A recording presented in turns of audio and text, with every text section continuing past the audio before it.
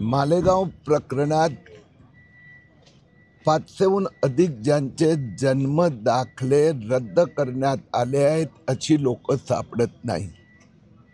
सुमारे 2 डझन लोक हे भारतातून बाहेर निघून गेले आहे अशी शंका आहे। ही फार गंभीर बाब आहे।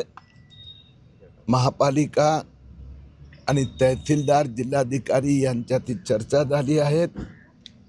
तर हे जे गायब लोक आहेत त्यांचा बदल ताबडतोब त्यांनी वेगळा एक गुन्हा दाखल करावा अशा प्रकारची आज चर्चा झाली आहे।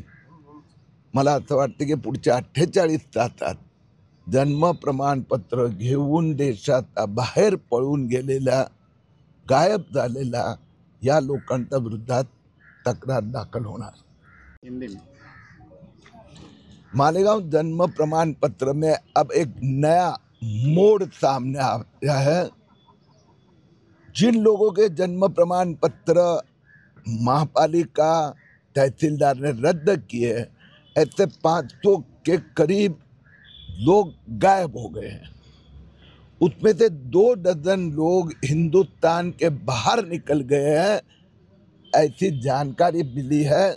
यानी वो गायब है, यहाँ दिखाई नहीं दे रहे और कहीं मिल नहीं रहे। अब ये कौन है? ये स्लीपर सेल है, आतंकवाद से संबंधित है या बांग्लादेशी रोहिंग्या?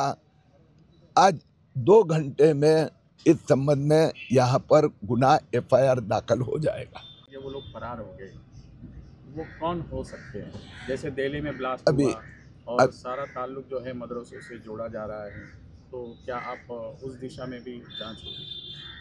तो अभी तक जो ये 500 लोगों का जो इन्वेस्टिगेशन चल रहा था, इसमें से 2 डज़न लोग इस प्रकार के कि जिनका कोई कागज या एप्लीकेशन में नहीं है, जन्म प्रमाण पत्र दे दिया, लेके गए, लेकिन उस नाम का उसका फोटो, आधार कार्ड, पता कुछ भी नहीं है।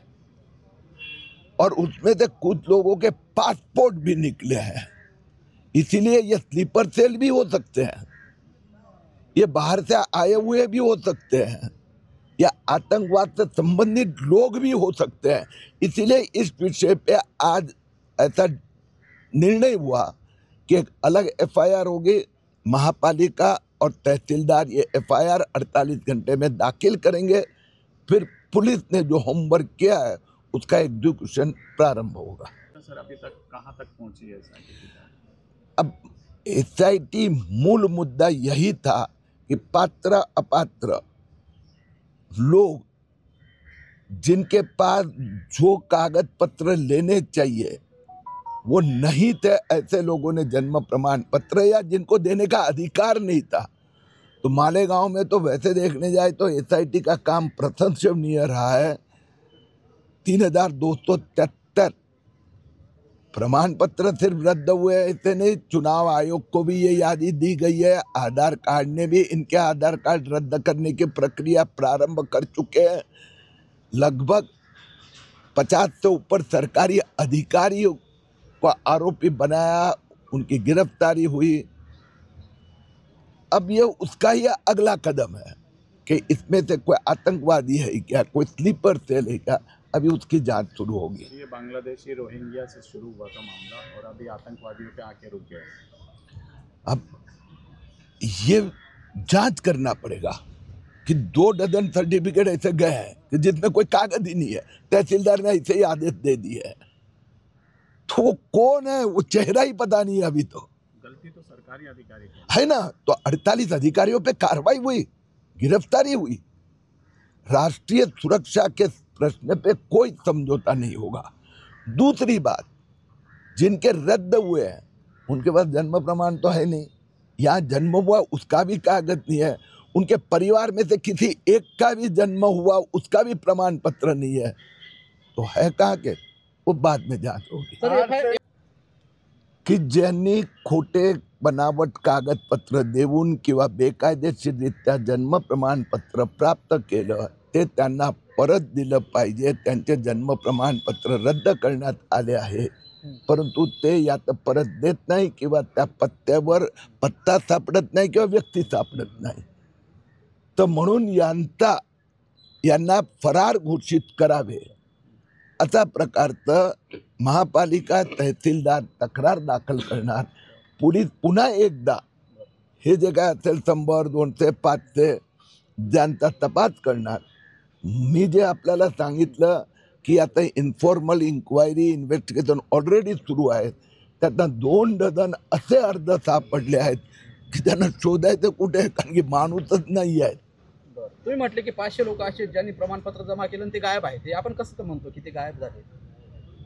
तहसीलदार, महापालिका आणि पोलीस ह्याचे गेले 3 महिने पाठपुरावा करीत आहेत आणि गेल्या महिन्याभरापूर्वी जे महापालिकाने 3273 रद्द केले त्यातले हे पाठ त्यांना ते सापडत नाही. पत्ता प्रमाणपत्र पण जमा नाही केलं त्यांनी. नाही.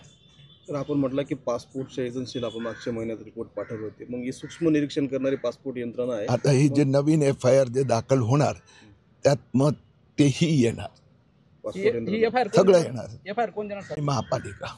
सर अभी आप नंदुरबार जा रहे हैं, वहाँ से एक जगह आप जाने वाले हमें एक शंका है कि जैसा अल फलाह यूनिवर्सिटी, ऐसी जो अक्कल कुआ में जामिया इस्लामिया, ये जो जहाँ पर एक आदिवासी क्षेत्र में 15,000 लोग, उसमें से खाली 100-200 आदिवासी है, बाकी सब इसमें से लगभग 14,000 पश्चिम बंगाल, उत्तर प्रदेश, झारखंड, ये बांग्लादेश के बॉर्डर का देकर आए हुए मदरसा में पढ़ने वाले 14,000 लोग हैं.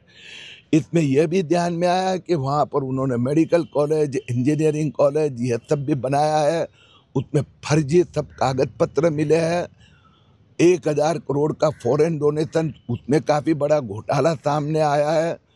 उसका FCRA लाइसेंस रद्द हुआ है. उसी संस्था की 2 और संस्था जालना में है. तो आज मैं नंदुरबार और अक्कल कुआं जाऊंगा और कल दिल्ली इसी विषय के लिए जाऊंगा.